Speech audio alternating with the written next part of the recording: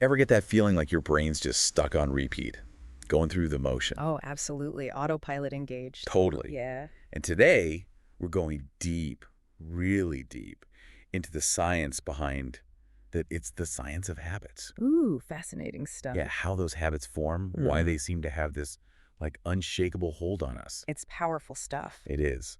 But most importantly, how we can actually wrestle back control. That's the key, right? Taking the reins. Exactly.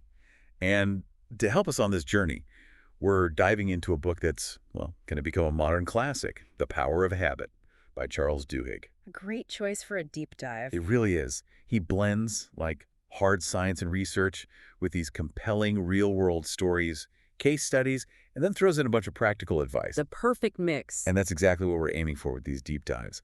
So by the time we wrap up, you won't just understand how habits work.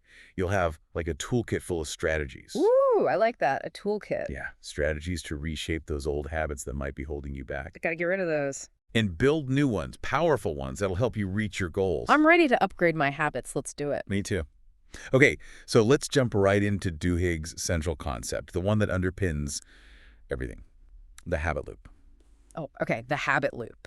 It's probably familiar. We've all heard of it. Hmm. But are we truly aware of how it's playing out in our lives every single day? It's sneaky. Wow. So sneaky. So walk us through it. What's actually happening in our brains? Well, the loop itself is deceptively simple. Cue, routine, You reward. got it.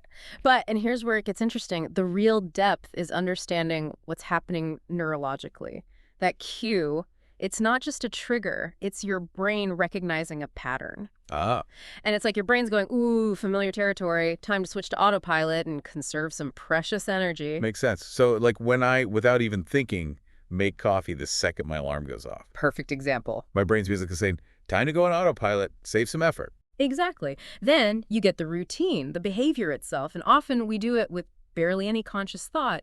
And then the reward, that's the real magic. The good stuff. It is. But it's not just about that feeling of pleasure. It's about your brain releasing dopamine, which reinforces that this routine, whatever it is beneficial for survival. Wow. Even if it's something simple, like that cup of coffee. Even then, it could just be a temporary stress reliever, but your brain's like, hey, this works, let's do it again. Okay, so we're not just creatures of habit. We're creatures of brain chemistry. We are. It's all connected. It's fascinating. But how do we use this to our advantage? How do we hack the system, so to speak? That's where Duhigg introduces this idea of keystone habits. And he doesn't just list examples, he explains how they tap into the brain's reward system in a way that spills over, positively impacting other areas of your life. Okay, so it's not just about the habit itself, it's about the ripple effect. Exactly. It's like setting off a chain reaction of good habits, like regular exercise, for instance. A classic example. Yeah. It releases endorphins, which not only feel great, but also increase your overall motivation and self-discipline. I can actually relate to that. I used to struggle so much with sticking to my morning workout routine. Oh, I feel that. Then I tried Duhigg's small wins idea. I started ridiculously small, just putting on my workout clothes each morning. No actual workout, just the clothes. Seriously, even if I didn't exercise. But surprisingly, that tiny action created enough momentum to get me moving most days. See, that's a perfect example of how it works. By starting small, you basically tricked your brain into associating a small action with the reward system, making it easier to eventually build towards the full workout routine. So it's like building a staircase step by step to those bigger goals. You got it. And before you know it, you're at the top. Now, Duhigg makes this really interesting point about craving being the engine of the habit loop. He does. But you mentioned replacing bad habits with better ones. And honestly, that sounds incredibly hard. It can be. To overcome those ingrained cravings, right? I mean, how can our listener practically identify those satisfying replacement routines? That's the million-dollar question. Yeah. And the key is understanding the function your current habit serves. What need is it fulfilling? Is it stress relief? A sense of accomplishment? Social connection? Okay, so figure out the why behind the what. Exactly. Once you identify that underlying need, you can start brainstorming alternative routines that satisfy that same craving, but in a healthier, more productive way. So it's about keeping the cue and reward, but swapping out the routine for something that's more aligned with our goals. You got it. Duhigg calls this the golden rule of habit change.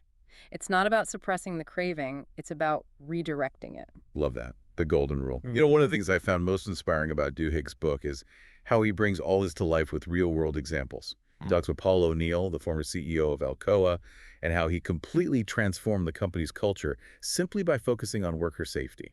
That's the Alcoa story, right? Yeah, he made it the keystone habit. What was so fascinating about that is that O'Neill didn't go in with profits or productivity as his main goal. Really? He had this deeper understanding that prioritizing safety would force all these positive changes.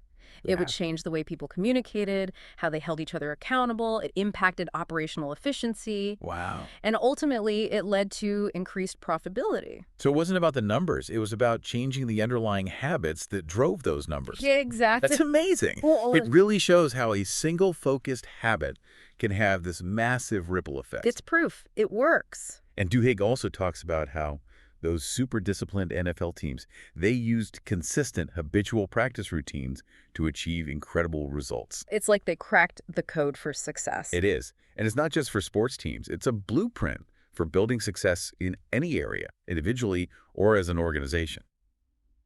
Okay, so as we start to wrap up our deep dive into the power of habit, let's give our listeners some super actionable takeaways, stuff they can put into practice right away. Yes, let's equip them. What's the first step? First, become a habit detective. I love that. Put on your detective hat. Seriously, pay close attention to your daily routines. What are you doing automatically?